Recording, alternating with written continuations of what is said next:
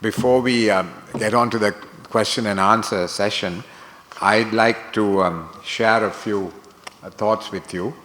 As you know, there's been a certain amount of concern, interest in terms of the central bank's role as far as the government securities market is concerned, as far as its regulation and supervising of the non-bank financial institutions, etc.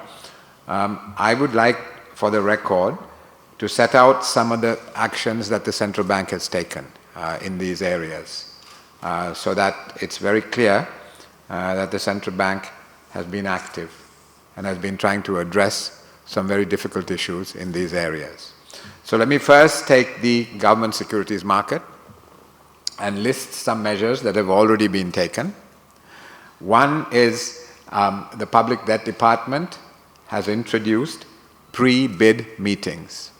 That is, before any bond auction, they call in all the primary dealers and brief them in terms of the government borrowing requirement, the auction amount, the series, and other relevant information in relation to the forthcoming auction.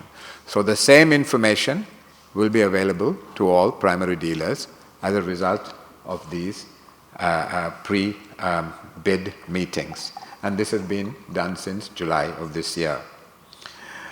Also, since June onwards, a decision has been taken not to accept anything more than the offered amount. Of course, sometimes the central bank will accept less if the terms on offer are not attractive for the government, but we will not accept anything more than the offered amount. In addition, as you all probably are aware, there's been the introduction of the Bloomberg Electronic Trading and Trade Reporting Platform. This has introduced a higher degree of price discovery and greater transparency in the system. And with this increased confidence, we have seen that the volume of trading on the platform has increased significantly. Since the introduction of the platform, the volume of trading in the secondary market has increased significantly. Another matter in terms of ensuring greater security of the auction process has been related to the introduction of CCTV cameras. We now have CCTV cameras in the relevant areas of the Public Debt Department. There is also now an auction calendar. A quarterly auction calendar is presented to all market participants so that everybody again has information about what is forthcoming in terms of the of government auctions.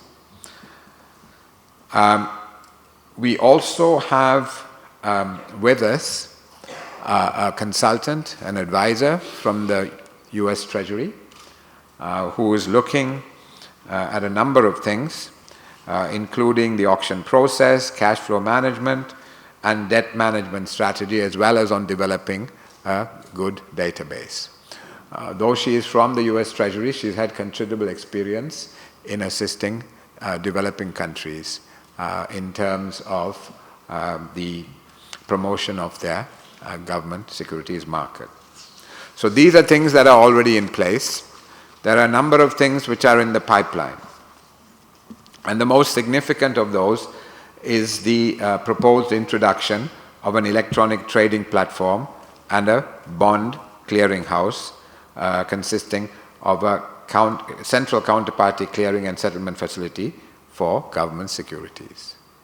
Now, already the procurement and technical evaluation committees have been established, and we hope to have this live and running, hopefully within the next 12 months. This will greatly increase the transparency of the operations of the government securities market. So we are in the process of doing this. The second thing that is important in terms of what is in the pipeline is the development of new auction rules.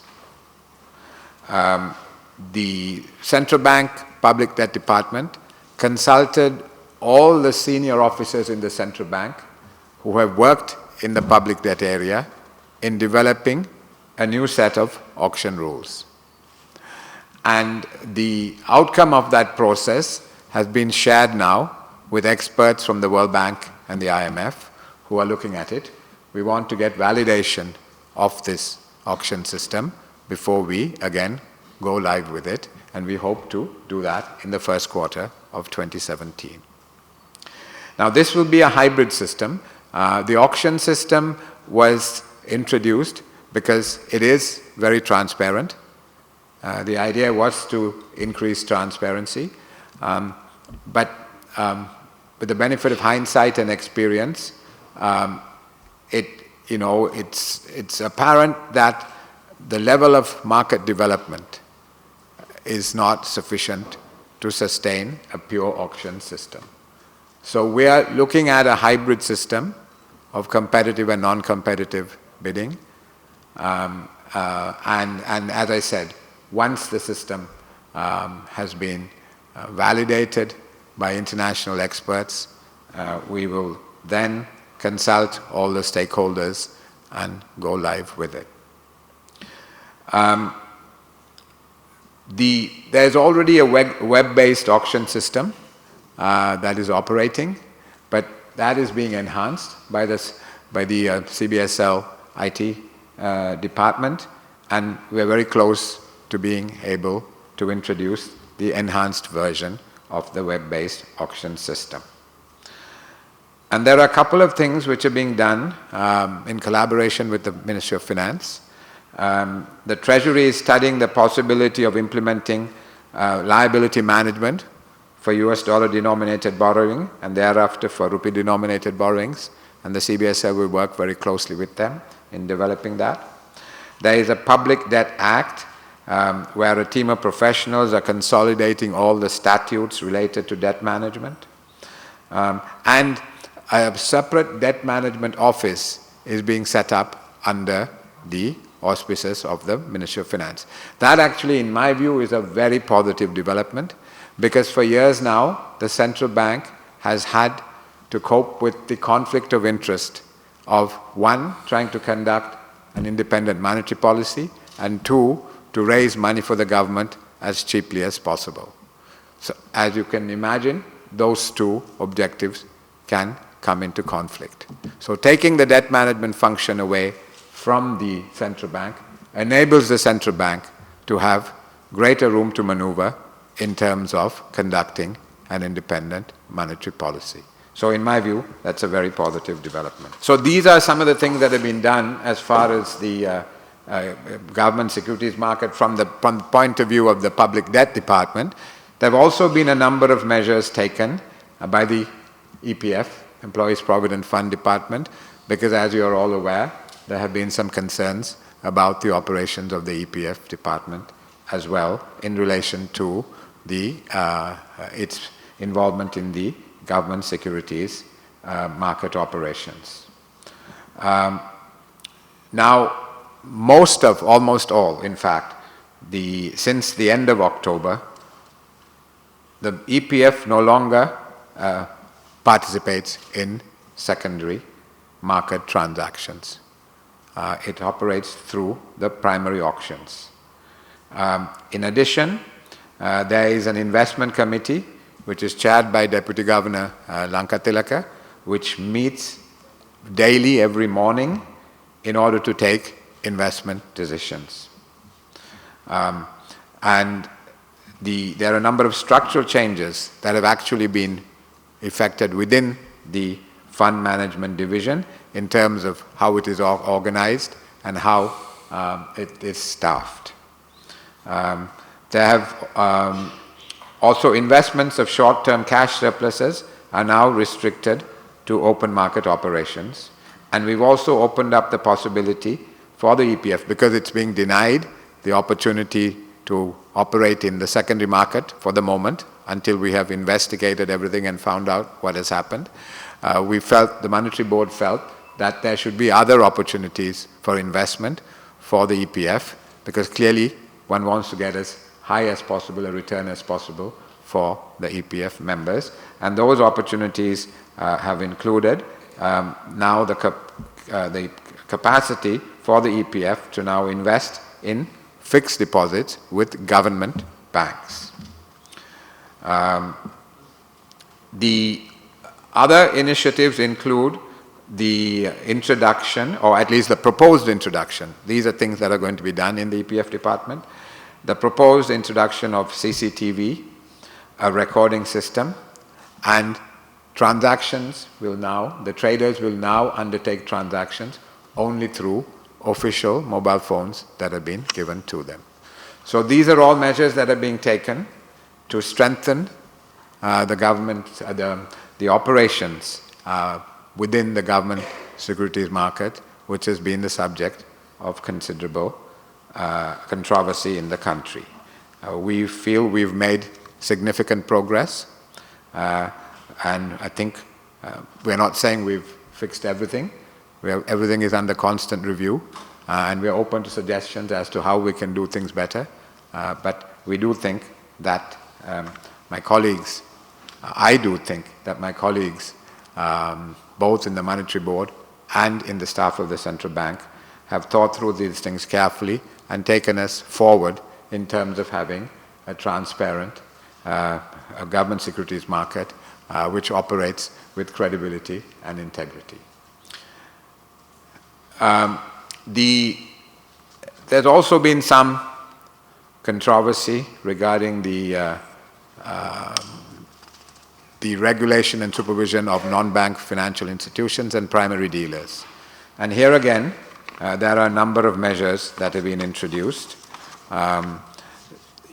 The discussions are ongoing with prospective investors and the management of distressed finance companies.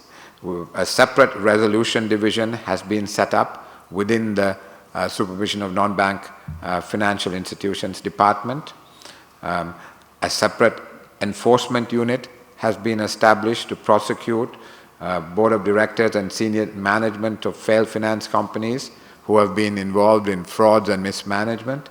The Monetary Board has approved the establishment of a special investigation unit which will look at Ponzi schemes around the country, and it will be staffed by police officers or ex-police officers. And overall, the Department for the Supervision of Non-Bank Financial Institutions is moving to a risk-focused supervisory mechanism which has been redesigned to focus on the efficiency and sustainability of institutions. On primary dealers, an internal committee appointed, which has been headed by an assistant governor, has been tasked to propose new regulatory mechanisms to strengthen the primary dealer operations, and that is underway, and the results or their recommendations are expected to be finalized before the end of the year.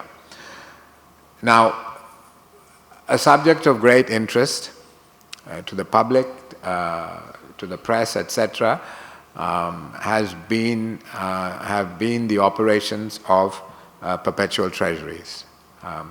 The on-site examination of Perpetual Treasuries has been completed. The Monetary Board has considered the examination, and the Monetary Board took action on the 7th of November, and it took further action last Friday, the 25th of November. But at this point, I'm afraid I can't give you any details of the action that we've taken for various reasons. But I can assure you that some action has been taken, and in due course, you will become aware of those actions that the Monetary Board has taken. Finally, very quickly, in terms of the banking sector by large is in pretty robust state. There are one or two little problems, but overall it's in good shape. And the major initiative, of course, the macroprudential measures that were introduced in terms of loan-to-value ratios has also been applied both to the banking as well as the non-bank financial institution sectors. There have been new initiatives in terms of the liquidity coverage ratio under the Basel III liquidity standards. There has been an effort to expand access to banking. There has been an initiative on reporting on cybersecurity events. In addition,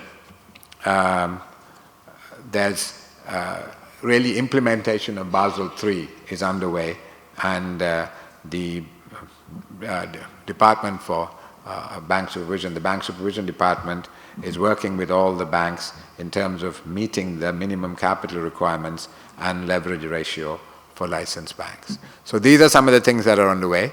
I want to be very clear that the central bank has been very focused in terms of moving forward in all these areas and in addressing some of the challenges that have been out there. The central bank, obviously under the guidance of the Monetary Board. Thank you all very much.